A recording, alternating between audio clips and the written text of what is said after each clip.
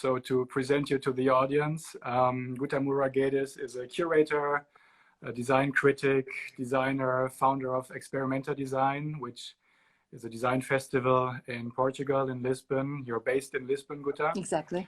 My name is Matteo Cries, director of the Vitra Design Museum. And yeah, so we'll speak, Guta, about some of your many different projects today. I think you have many hats on your head, so it's super interesting to speak about a few of them. To start with, the usual question in these times, Guta, how are you and how have you spent the last weeks during the lockdown, and how is the situation in Portugal in general? Well, I'm fine, thank you. Matteo, it's a pleasure to talk with you. Here in Portugal, we are already, we are not confined anymore, as you know, as most of the countries in the rest of Europe. But we had a very hard period, like all of us. I was confined not in Lisbon, but in the countryside, which was great in a sense, because it was a way to connect with nature and to really move forward, move far from the city. It was very good for us. And everything was good there, very calm. In Portugal, the situation was, I think, pretty controlled in the beginning, so we didn't have a big impact in terms of infected people or in terms of deaths. Now that we start the deconfinement process, we are assisting to a small increase of infections, which is normal, I think. But like the rest of the countries in Europe, we shut down, and it was probably one of the most horrible, strange, challenging experiences of my life, for sure. Definitely, I don't have any doubts about it. Yeah. I remember that very soon after the confinement, Guta, you contacted me because you started immediately to make a kind of study among European cultural institutions. Exactly. I think that was for the Portuguese television. Yes. And you wanted to find out what effect the pandemic will have on cultural institutions. Can you tell me a little bit about what you found out during that study, and who did you contact? Yeah, it was very interesting because while we were shut down, everybody was at home. We assist, I think, at least from my perspective, we were assisting lots of debates, not very exciting debates, coming from politicians, from CEOs, from opinion makers, around lots of complex subjects to be resolved between the different countries, namely in terms of borders, in terms of who was allowed to get into a certain country or not, what kind of economical restrictions were imposed, what kind of economical support was available for the countries, namely at the center of the European Commission. At least I assisted a lot of discussions that I would prefer not to assist.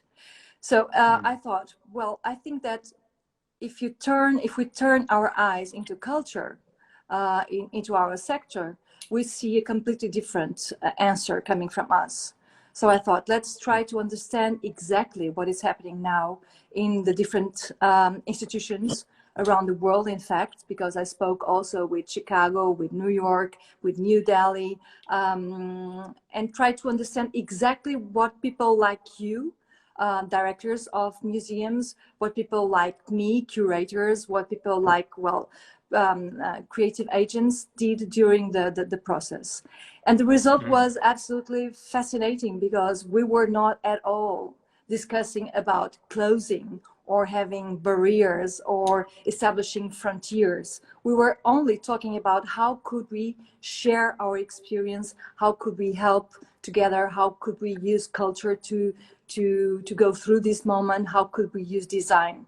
And so it's like if we have two different worlds, you know, we have really the creative world, the world coming from design, from culture, and then you have another world which is in fact ruling the world, the planet, which is all about money and different priorities. I would say priorities concerned with power, not thinking really about people.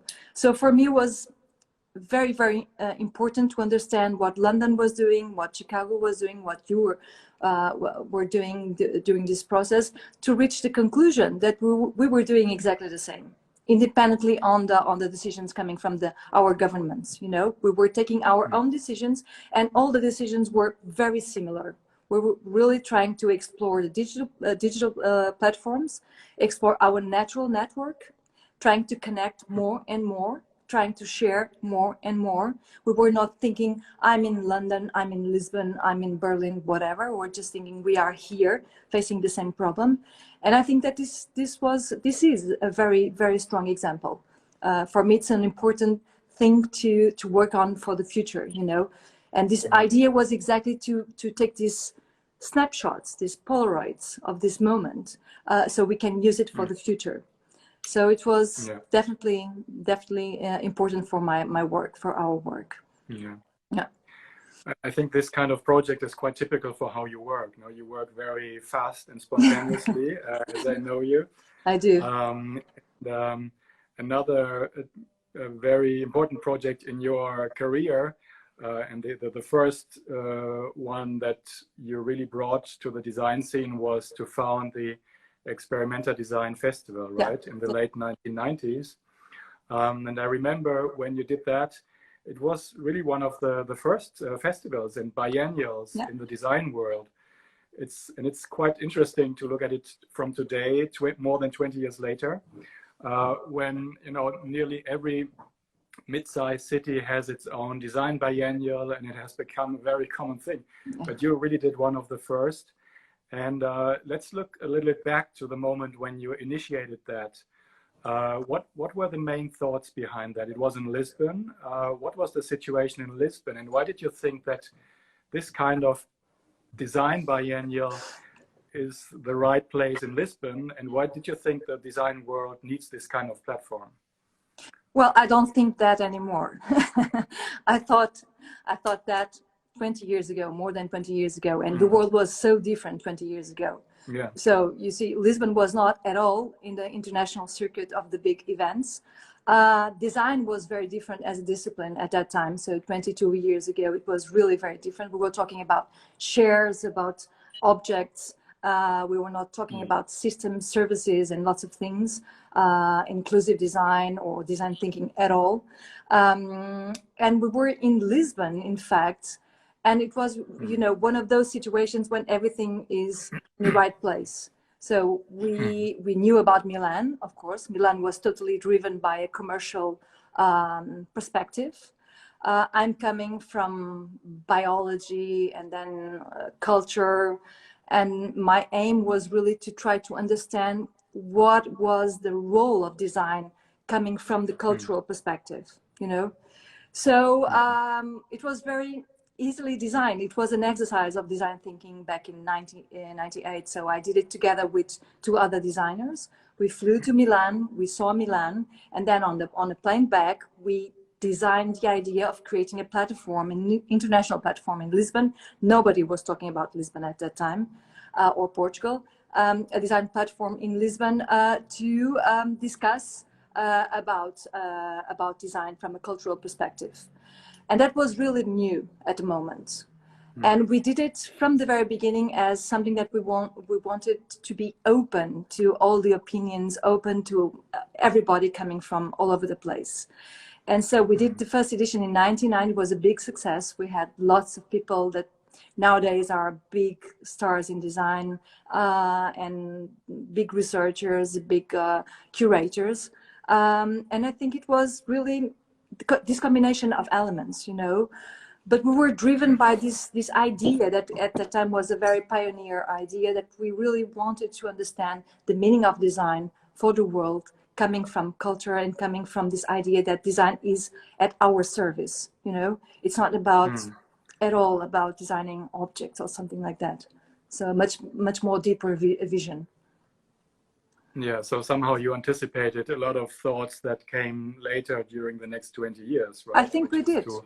not look so much about on the object, but rather about the context, to look at the cultural importance of design. Yeah. However, the time when you founded the Experimenta, it was also the time that, there were these big discussions about creative cities, the creative class, yeah. Richard Florida. There was all this debate about how this kind of sociological perspective on designers as a social group or creative people was also the first boost of the the digital economy, where one discovered that this is also connected, that design and digital economy can create a very strong economic power. And I think, it led to projects like Experimenta, but it also led to a very commercial perspective on design, where people, consider design as a kind of economic tool, how to develop a city, how to make it economically sustainable. And then, every second city called itself design city and wanted to make profit with that. Yeah. So how did you observe that also this kind of trivialization of a great idea? I think it's natural, it's really, it's easy to understand the impact of a big event for a city. Very easy to understand. If the event is very well designed, if it attracts people from all over the world, it's easy to understand the economical side of a big event for a city. So I thought it was natural to see all kinds of cities suddenly having design weeks and design festivals, and also art festivals and art events and art biennials and so on. I think it's absolutely natural. I think that's one of the possibilities, that when we deal with design, that we can add to that layer also the art biennials, of course, is that we can work with the city. So we can go a little bit further. Of course, we have economic impact for the city. It's good because of tourism, because we have more visitors. But as designers, and when we invite designers or artists, we can work with the city and for the citizens.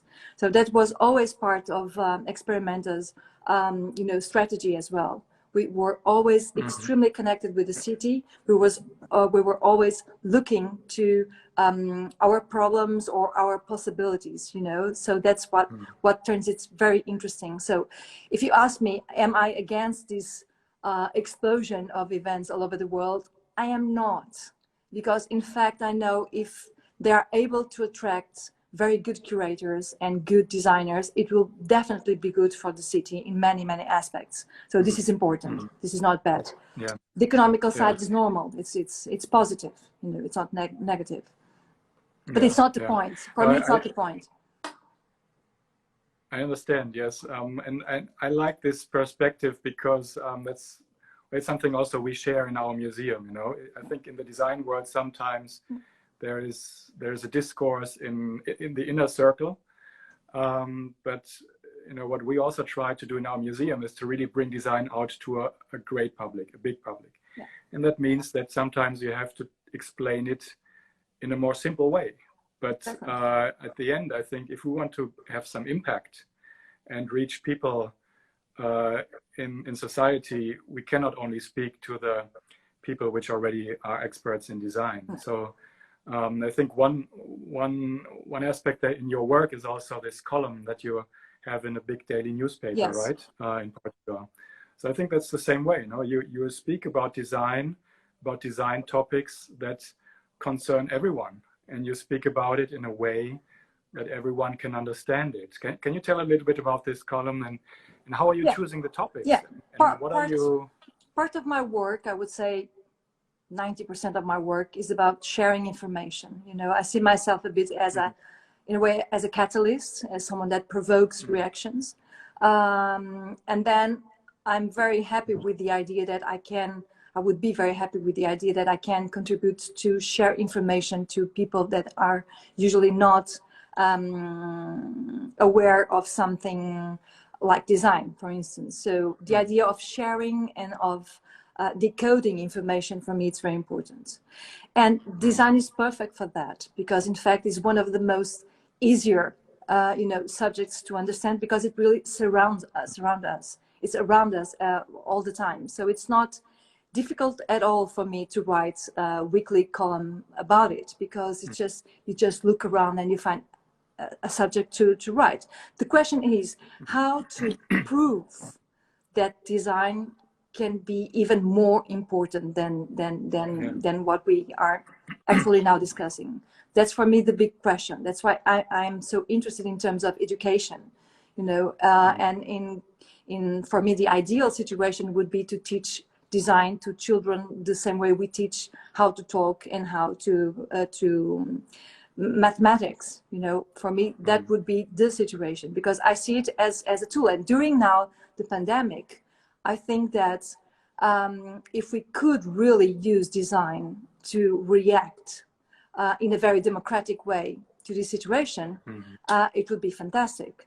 So everything that I do in all aspects, I have this idea of trying to explain how useful design can be and how, in a way, easy can be for us to use it in the right way. For me, it's the only, you know, it's the only discipline where you can really convey some of the most important aspects of our society, from ethics to aesthetics, form to function, to sustainability. So it's really, for me, it's the tool for the 21st century. I'm saying this for the last 20 years, but it's a fact. So my work is on you have already, you have already mentioned that, you know, the design discourse has changed a lot, though, from the focus on the object, which was still, you know, in the 90s, nobody discussed about social implications of design. It was really about the object. And then this changed very much. So do you have the impression that it has become more complicated to explain the relevance of design to a broader audience? Because it's no longer about saying, well, you know, if it's a beautiful or a functional object, then it's good design. No way. Yeah. So now the discourse is about social design, about inclusion, about diversity, about sustainability, digitalization. Absolutely. I mean, it's complex issues. Yeah, do you think that's become more complicated? It is. To explain, to convey, to educate? It is. But you must see it as, you know, that design is a very recent discipline.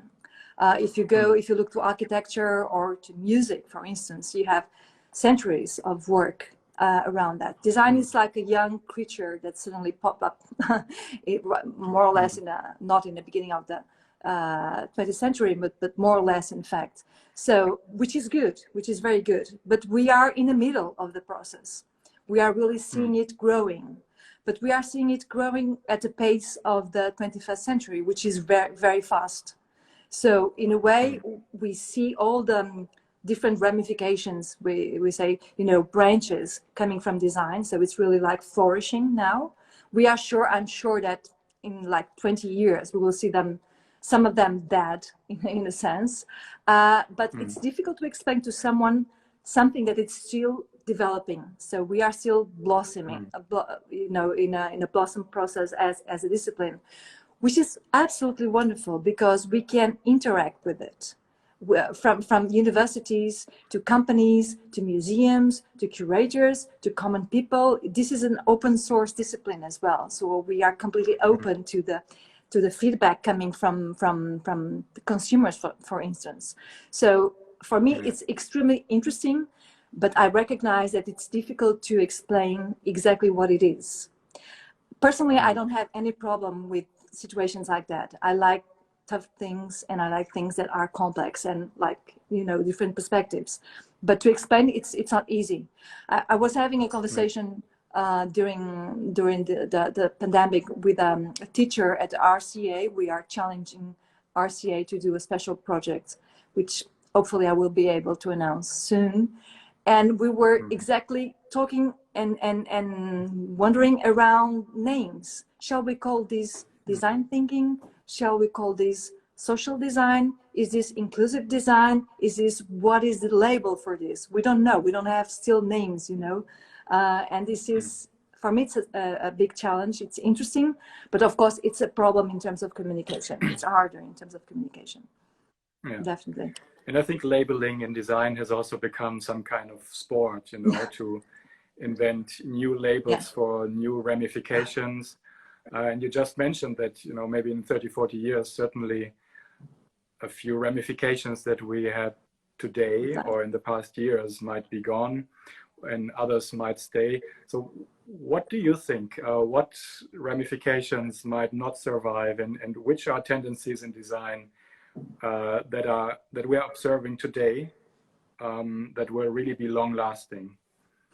I know it's a little superficial question, but I think, you know, as I have the occasion to speak to you, I'm curious to hear your take on that. Well, lately we talk a lot about digital design, of course, and everything that is connected with new technologies,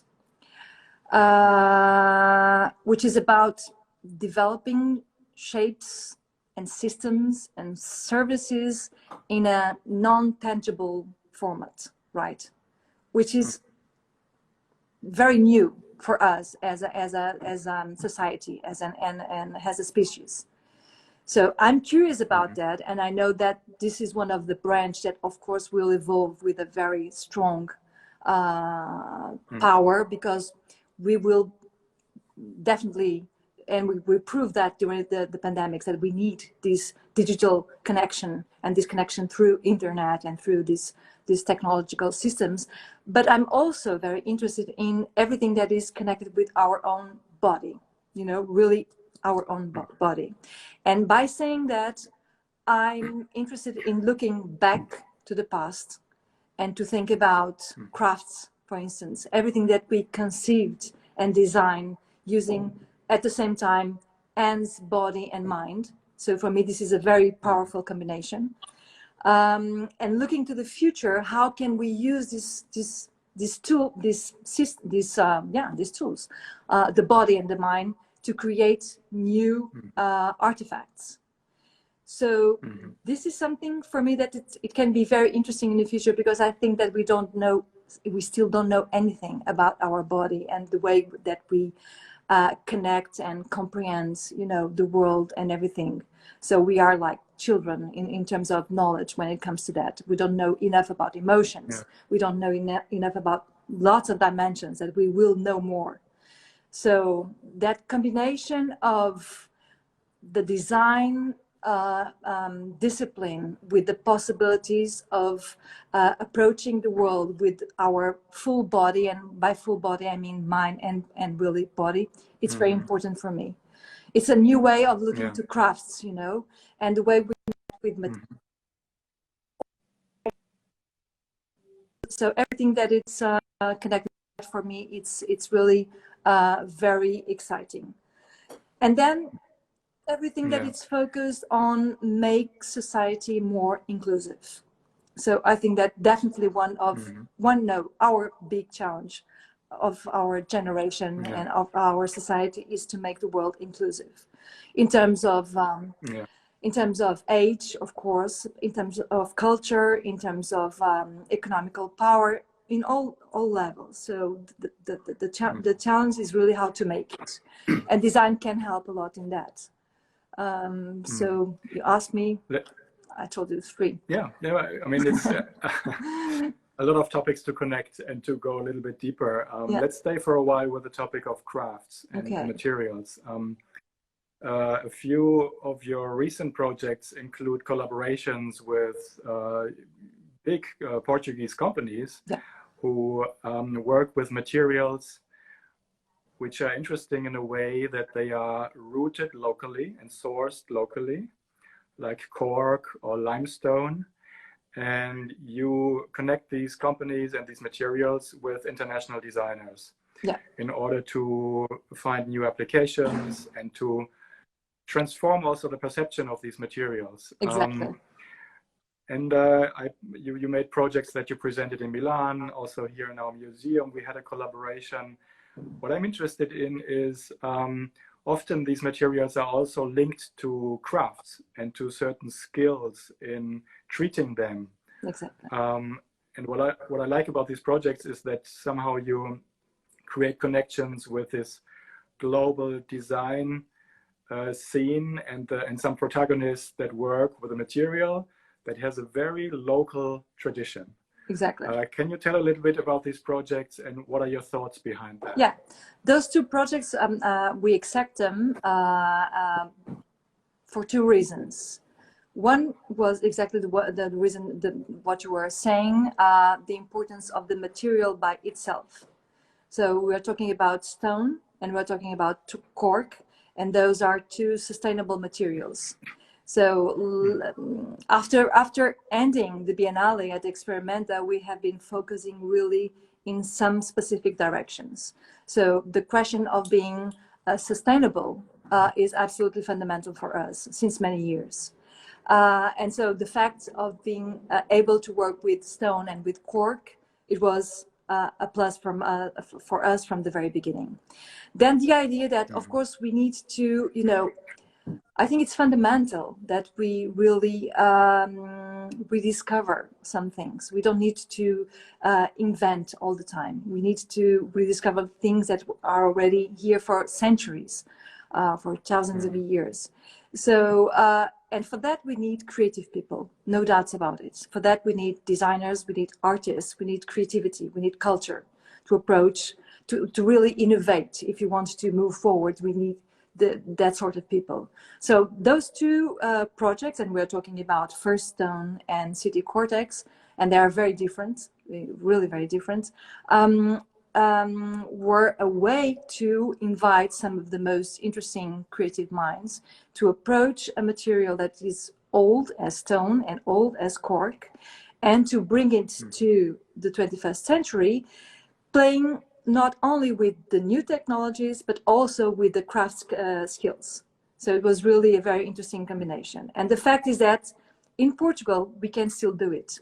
Because if you go to some countries, some of the hand skills and the crafts are already lost. You cannot do some things. One of the plus of Portugal is that we can still combine both, because we have people that are still very good working on the crafts level, and our companies have improved a lot and are the top in the world. So we really can combine those two dimensions, which are part of the beauty of the 21st century. We can combine things, very different things.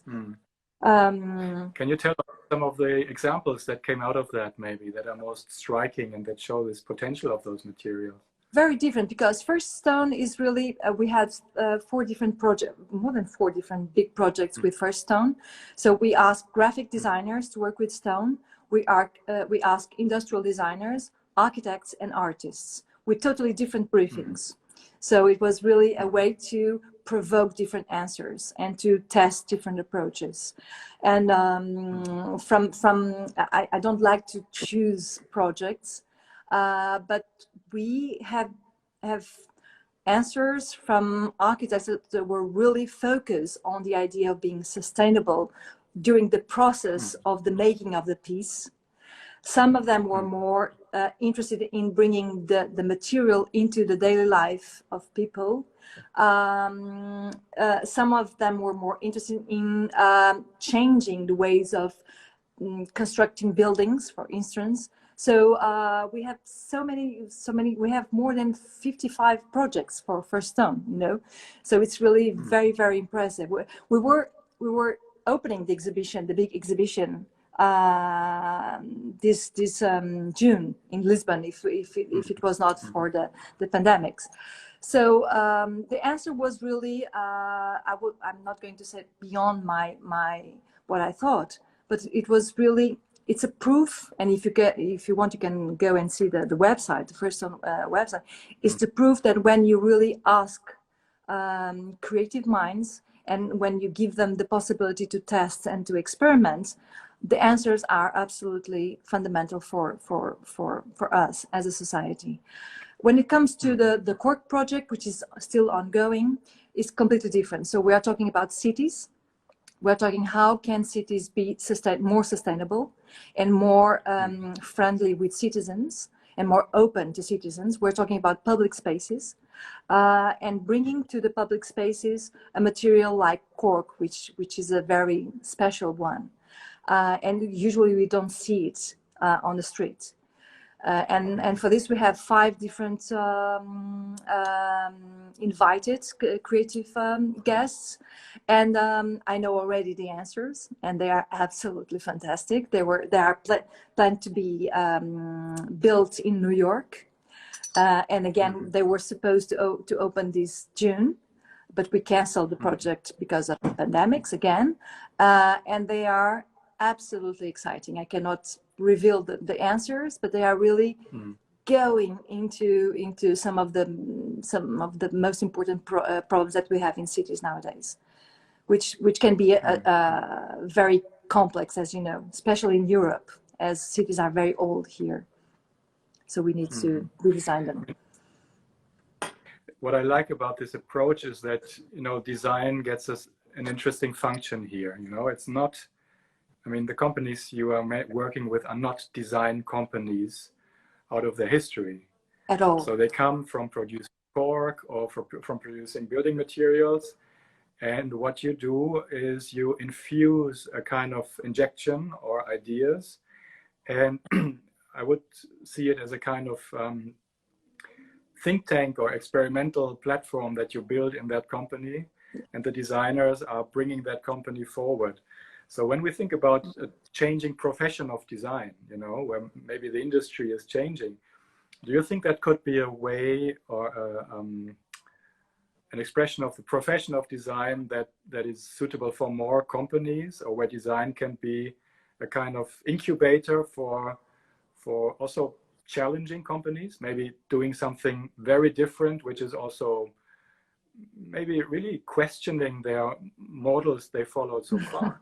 It's so interesting that you are saying that, because it's exactly that. It's exactly that. And from my perspective, we are not talking only about companies. We can talk about a city hall, we can talk about an hospital, you can talk about any organization that you want. When you invite designers to produce a project, and when the institution or the company, like we did with Amorim and with this cluster of the stone companies, and they really allow us to go into the company and to change everything we need to change to produce innovation, it's such a plus for the company you can't imagine. It's really, so I've been seeing that for almost the last 8 years, you know, with these projects. And it's very interesting because, you know, we were challenged by the CEOs to do this. We were invited to do this. And I think that even in the beginning, they didn't think that the change would be so big, you know, and that we would really, you know, dive into the process and bring this amount of thinking and the impact of that on their teams. And my team is fantastic in doing that. So we have a really very good and committed team. And we go to the companies, we talk with all the employees, we talk with the producers, we go, and we try to explain the projects.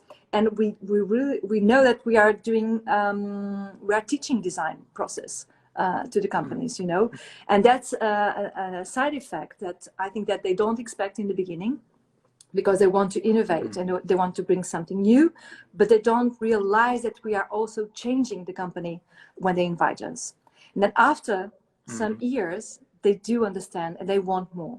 So imagine if we could do that into a city hall or into a government or into an hospital, you know, everything that we could insert designers and artists and so creative people into the system.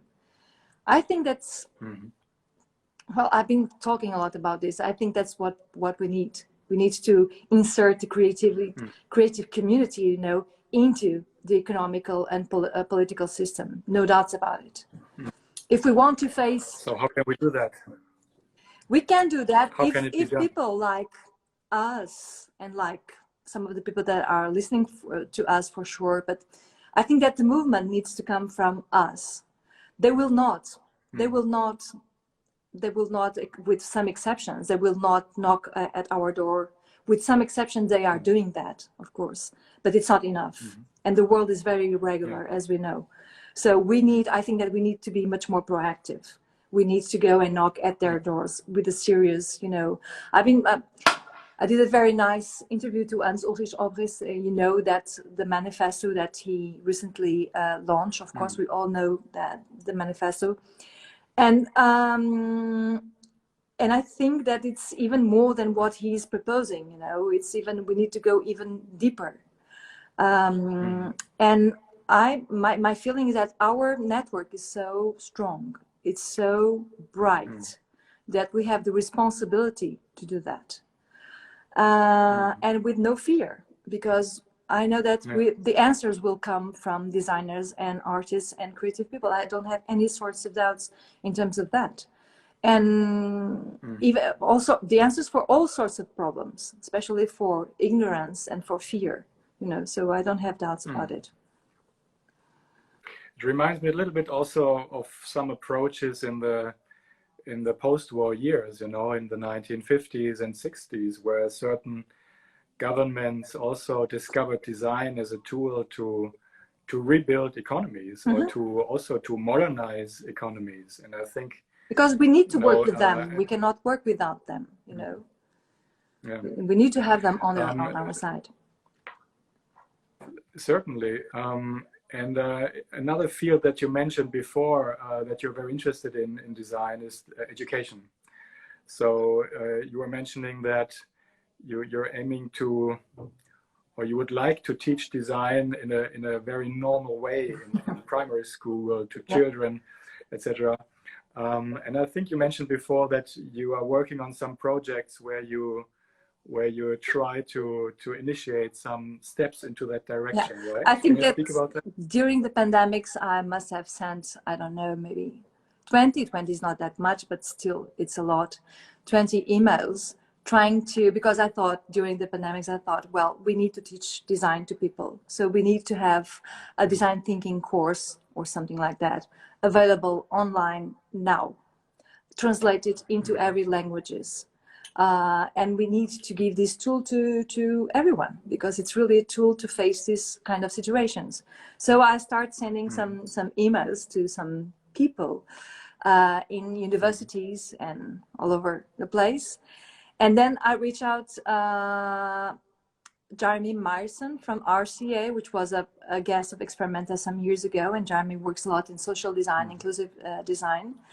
And he said, Guta, that's a wonderful idea. Let's try to see how we can do it. And so we have been working with the RCA since then. We have already now a very strong structure of how can we develop this idea of making design available to everyone through an online free course.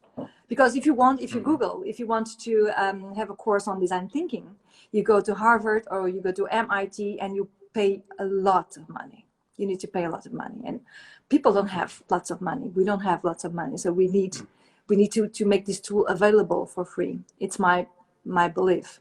So we are now in the process of building the first structure that we want to test, because it's not going to be easy, because like you were saying, how can we explain something that is still moving and transforming? So, but we have now, we are developing that structure, which will allow us to work with some schools here in Portugal in the beginning to make the first tests with the students, and then to go on with a broader audience. That's, for me, it's very exciting, especially because working with the RCA in London, it's extremely relevant for what we want to do. And so it's very, very good. You just mentioned the term of design thinking. To me, it's a little bit toxic, I would say. You know, it's an idea that, you know, emerged. I know. And was interesting in the beginning, but it has become an extremely commercialized, let's say, theory or even product. For CEOs, you know, most of the times for CEOs, yes, exactly, to become closer to design. I know. Yes. So how can we protect what is good in that idea? And what do you think you know, it's become a kind of product which is considered even more, the more expensive it is when it's taught. But at the end, it's something that applying design in the right way should be something that is learned and approachable by everyone. Yeah, so, that reminds so how me. do you deal with that problem? You know, Matteo, in 2008 in Torino, when Torino was the first design capital, I was part of the board of the first design capital in Torino, and I proposed them to make a big exhibition, which I curated, about flexibility. I was really obsessed with the idea of flexibility at that time.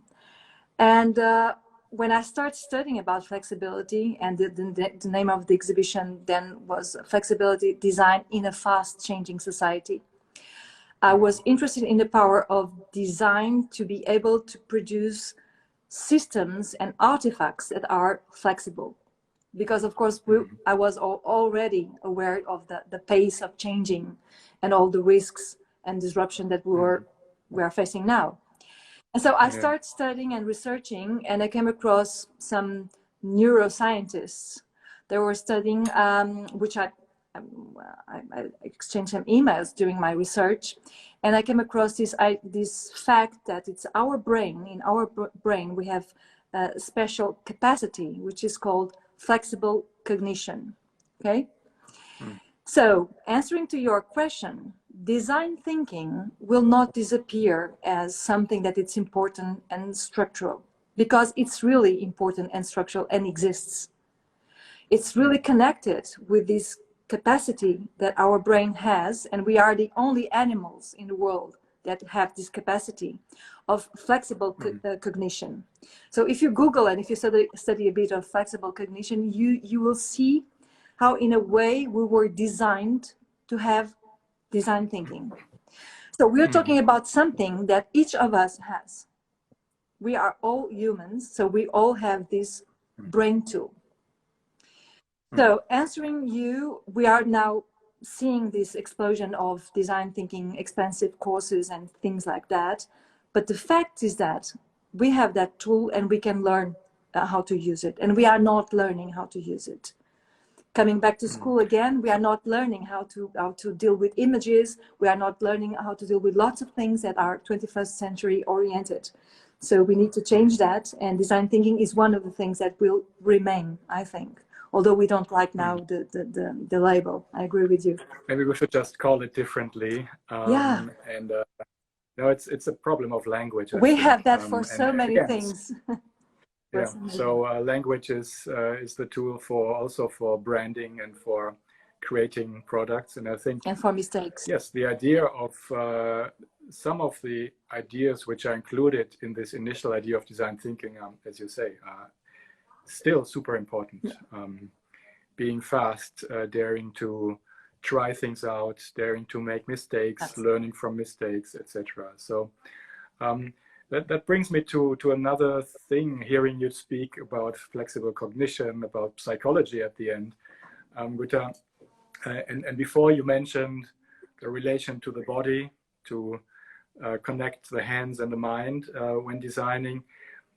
I think it's interesting when I read before the talk about your background, because I never knew about it. So I didn't understand what the many things you studied. There was a background in biology, in music, in design.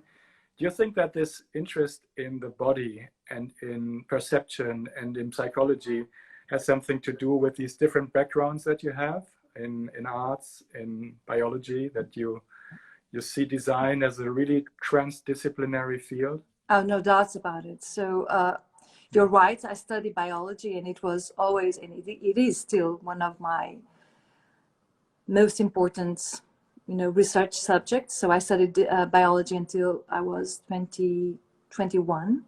I was really aiming to be a genetic researcher. So I was studying DNA and so on. That was my thing. But at the same time, I was dividing my time into music and literature. I was not at all paying attention to images, for instance. I was really into music and literature, communication, and then biology. And when I discovered design, and the reason why I decided to move into design was because, you know, almost all the disciplines are like, you know, small boxes. So you are locked inside of a box. I'm not like that by nature. So I was really looking for something that I could plug lots of the things that I was care and interested in researching. So the idea of, I cannot conceive how can designers, for instance, design if they don't understand how we are, because they are designing for us mainly. So how we are in a sociological level, of course, in a psychological level, anthropological level, but also in a biological level. So that's very interesting. And we cannot forget that in terms of knowing and of knowledge, we are like babies in many dimensions. So we are not babies in terms of technology, maybe, but we are completely babies in terms of emotions or in terms of understanding our sensorial system, for instance. We don't know how to deal with that. We don't know how to use it.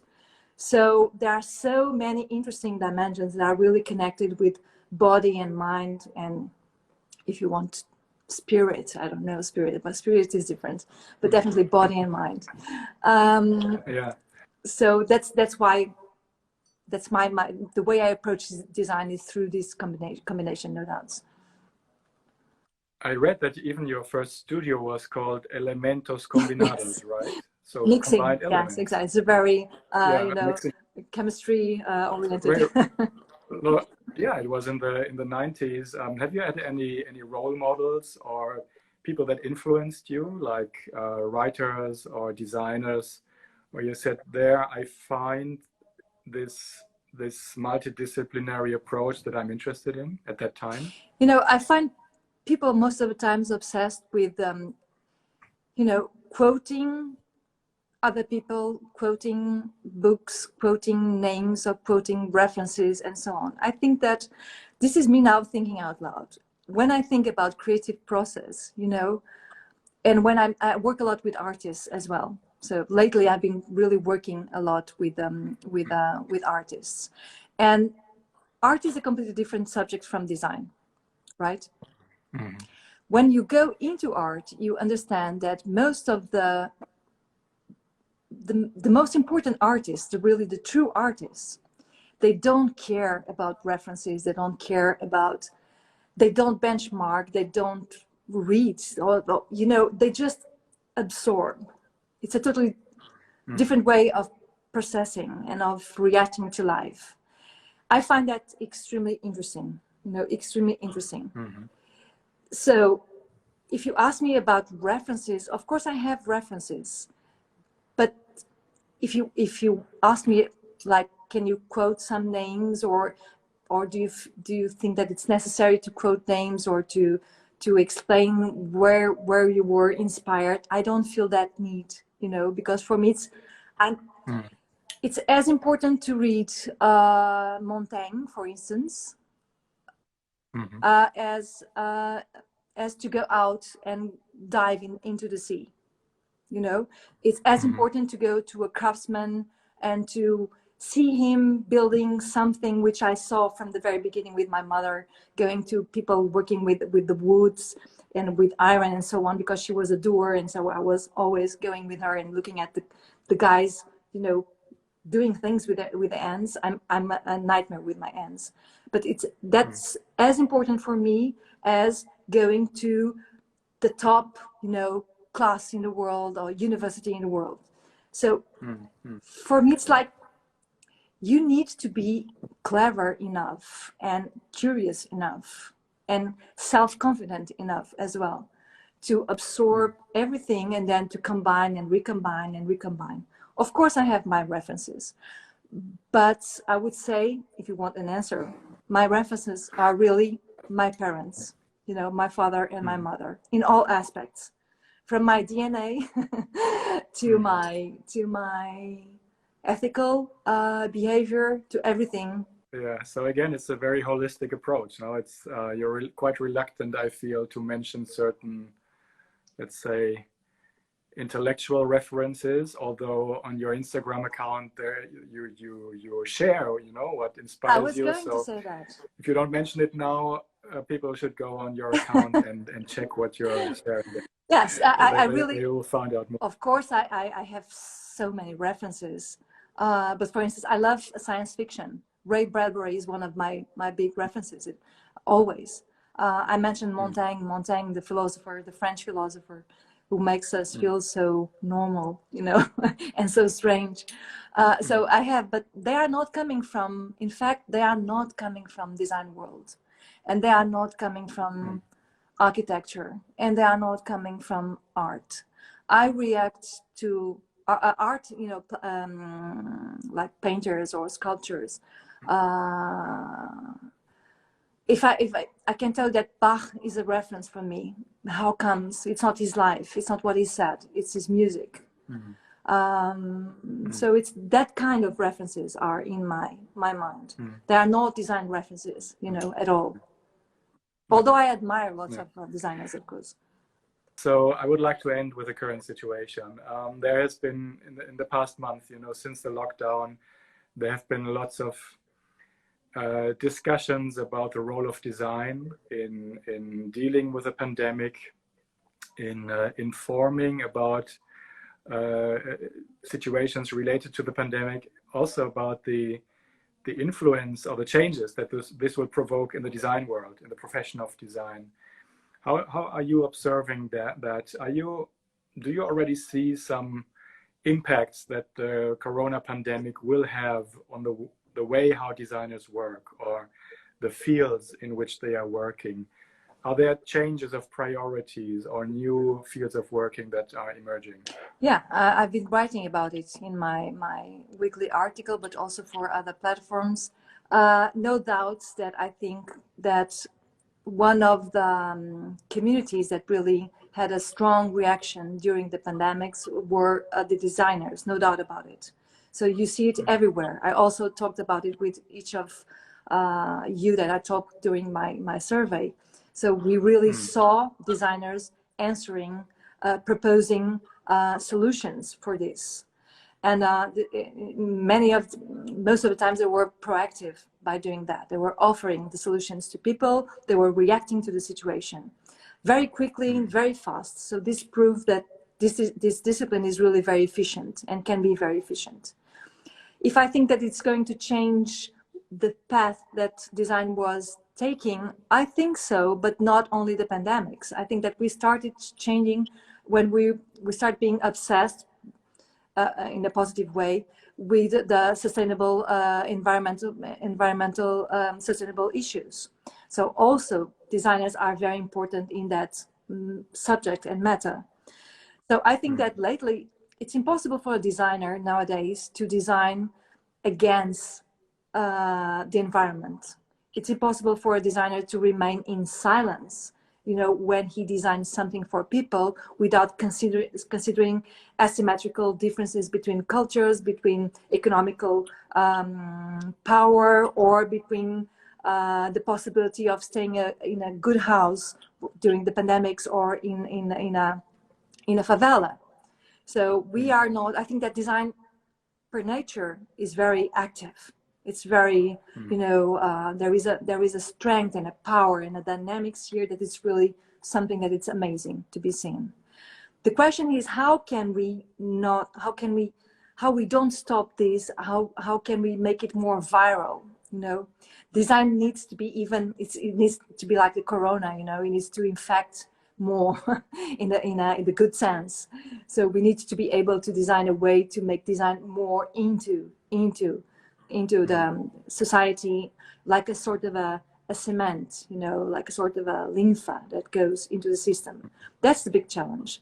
But I think that nowadays we when I say we, it's we designers, we are completely aware of that. We are completely aware. What I think it's outdated is probably the way we teach design. That's outdated.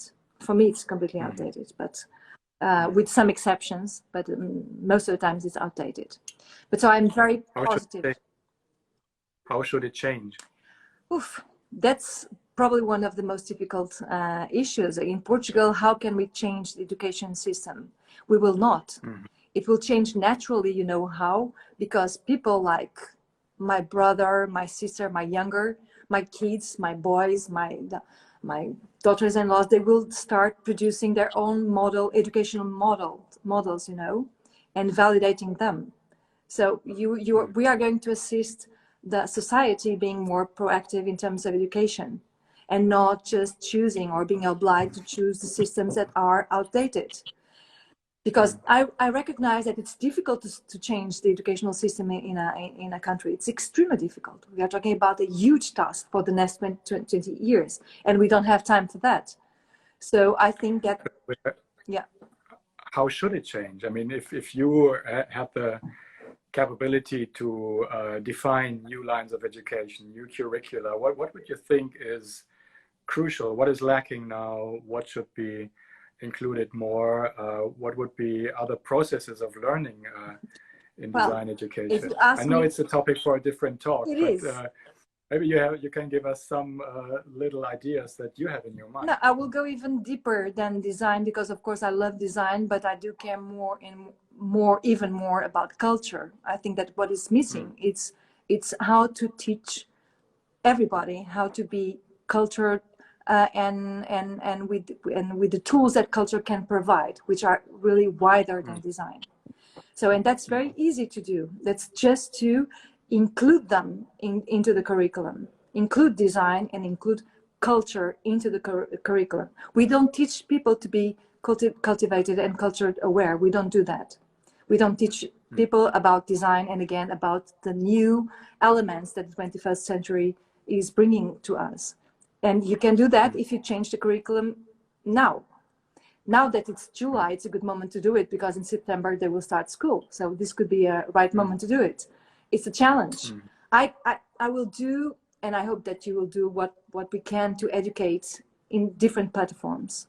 That's why your museum, Experimenta, our institutions, whatever, us as individuals, we can contribute for the system by educating ourselves and teaching. But we cannot change everybody. And of course, we cannot change the ones that don't have access to internet, which are a huge amount of people. So I think that is the focus, the right focus. It's not about giving money, you know, giving money to a way like European community is doing now. It's with a different strategy. I don't know. One thing I know, Experimenta will do our best to be part of this renovation, you know. So I think how you look at it very bottom up, right? It's not a top down idea that there's some political organization that would change, but rather I don't trust political organizations. I trust us, you know, in general. But I also like the idea of looking at design education not only at the classical academic education, but as the ecosystem of museums, schools, even media, and looking at how that system as a whole can contribute to raise the sensibility for design, rather than just looking at the places where students go, because that's also what I feel when we speak to students from universities that come to our museum. Very often I really feel how important it would be to create stronger connections between us as a design museum and design institutions, universities, and they are not yet there. So I think in the art world, this has been much more established, but in the design world, given that there are less design education institutions, less design museums, this interaction is still really very small, and it should be increased. But we can do it now, and we were talking about this explosion of design events all over the cities. The network is huge, you know, even that if you have less design museums and less design universities, we have cities, we have countries and cities and small institutions. So I think that the network is there. And design is very understandable for young people and very easy to be transmitted to old people as well if we want to do it. So I think that we are enough to do it. I don't have any doubts that we are enough, any doubts. So it's just a question of starting. Yeah, I think that's a wonderful closing remark, Guta. Thank you so much. We are enough, so let's do it. Okay.